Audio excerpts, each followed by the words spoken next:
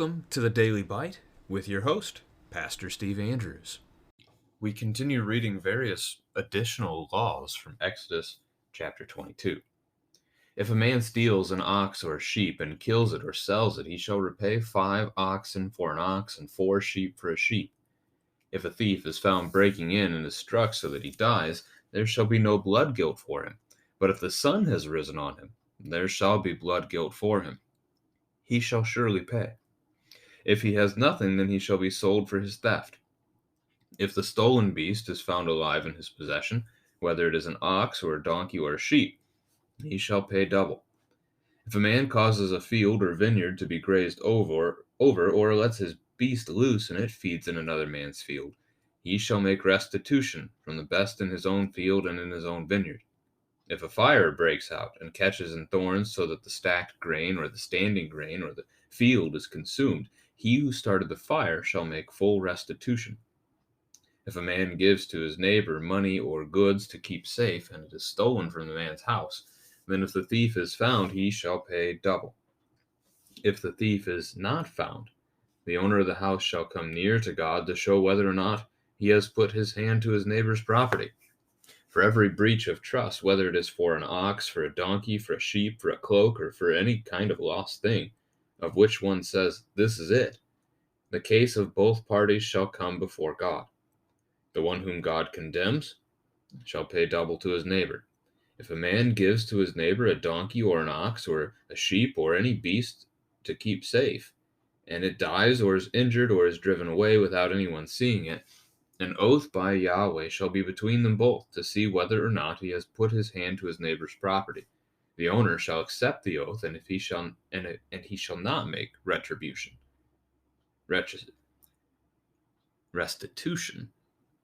But if it is stolen from him, he shall make restitution to its owner. If it is torn by beasts, let him bring it as evidence. He shall not make restitution for what has been torn. If a man borrows anything of his neighbor, and it is injured or dies, the owner not being with it, he shall make full restitution. If the owner was with it, he shall not make restitution. If it was hired, it came for its hiring fee. If a man seduces a virgin who is not betrothed and lies with her, he shall give the bride price for her and make her his wife. If her father utterly refuses to give her to him, he shall pay money equal to the bride price for virgins. You shall not permit a sorceress to live. Whoever lies with an animal shall be put to death. Whoever sacrifices to any god other than Yahweh alone shall be devoted to destruction. You shall not wrong a sojourner or oppress him, for you were sojourners in the land of Egypt. You shall not mistreat any widow or fatherless child. If you do mistreat them, and they cry out to me, I will surely hear their cry, and my wrath will burn. And I will kill you with the sword, and your wives shall become widows, and your children fatherless. If you lend money to any of my people with you who is poor, you shall not be like a money lender to him. You shall not exact interest from him. If ever you take your neighbor's cloak and pledge, you shall return it to him before the sun goes down. For that is his only covering, and it is his cloak for his body. And what else shall he sleep? And if he cries to me, I will hear, for I am compassionate. You shall not revile God, nor curse a ruler of your people. You shall not delay to offer from the fullness of your harvest, and from the outflow of your presses. The firstborn of your sons you shall give to me. You shall do the same with your oxen and with your sheep. 7 days it shall be with its mother. On the 8th day you shall give it to me. You shall be consecrated to me. Therefore you shall not eat any flesh that is torn by beasts in the field. You shall throw it to the dogs. This is the word of the Lord. So again, lots of various laws that God is putting in order for his people. Israel is now its own nation. It is a nation that trusts in the Lord as its king. He is their leader. This is a true theocracy. Theos is the Greek word for God, and the crassy ending referring to the governance. God is the one who governs his people. And so he's establishing for them a basic legal code for which they are to live. I mean, you've got a couple million people at least here that are gathering together as one group of people. They need to have an order to that. They need to know how they're supposed to function. So that's what we're seeing here in the text. And the very first thing we have is the idea of taking sheep or oxen from your neighbor, repaying either 5 times or 4 times, depending on if it's an ox or a sheep. You can ask your children if this sounds familiar. A thief repaying fourfold what was taken. Recalls the account in the New Testament of Zacchaeus, as Jesus came to him, and Zacchaeus showed his faith in Christ. And Zacchaeus, who was a tax collector, said had he stolen anything from anyone, he would restore it fourfold. And that's the position we have coming from here in the text. Verses 2 and 3, the thief who breaks into your house. If a thief breaks in the middle of the night, you can't know what he's doing there. And so if you kill him in the ensuing tussle, you are not guilty for his blood being shed. But if a thief breaks in during the daylight, then you are not simply able to kill him. You would be held liable because in the daylight you can tell what he's doing there. If he's there to cause you harm, he's not a thief. But you can't know when he comes in the middle of the night if he's there just to steal from you or if he's there to cause you harm. So the defense of your family there is picked up on in this blood guilt idea. A lot of the verses that follow are about the livelihood of a person. Their crops, their animals are their livelihood. So if you've destroyed or damaged those things, you are to pay for it. To make restitution is to pay them back for what has been lost. So if your animal eats from their harvest, you provide out of your harvest to make up for it. If you accidentally light their field on fire, it's at your expense. There are no insurance companies. You pay the difference. You pay the cost of what was lost. Verses 7 through 13 in particular show a certain amount of care for your neighbor. As you read through that, one thing that would be good to do would be to pull out your small catechism together as a family. And you can use any edition. We're looking at not the explanation in the back. We're looking at the actual words Luther himself wrote in the 1500s as he writes about the commandments. Let's see, in the 2017 edition, that would be the pages 14 to 15. As you see him write on the 5th commandment through the 10th commandment, so many of these things are about helping our neighbor. So, for example, the 5th commandment, you shall not murder. What does this mean? We should fear and love God so that we do not hurt or harm our neighbor in his body, but help and support him in every physical need. The 6th commandment, we'll skip that one, doesn't have it.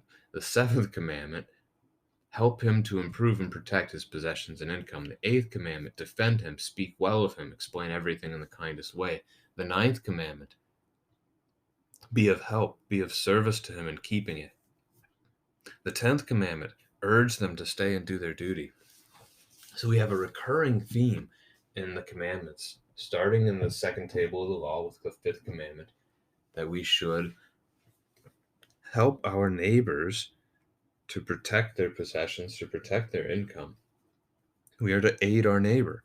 This would be a great place for a family conversation about some of the ways that you could encourage and aid the neighbors that you have around you. A little detail on those paragraphs. You got the idea of paying double, showing up a couple of times from the thief. But coming near to God in verse 8, and then in verse 9, it's God who condemns.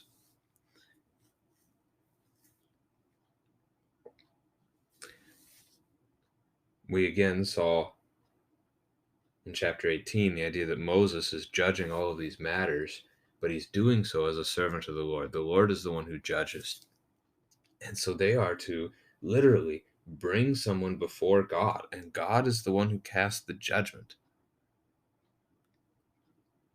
God knows if this man is a thief or not. God knows if the oath is true or not.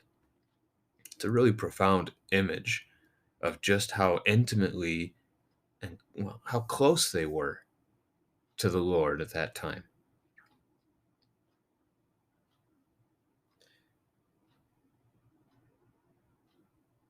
There's a shift in the text. There's basically a second section here.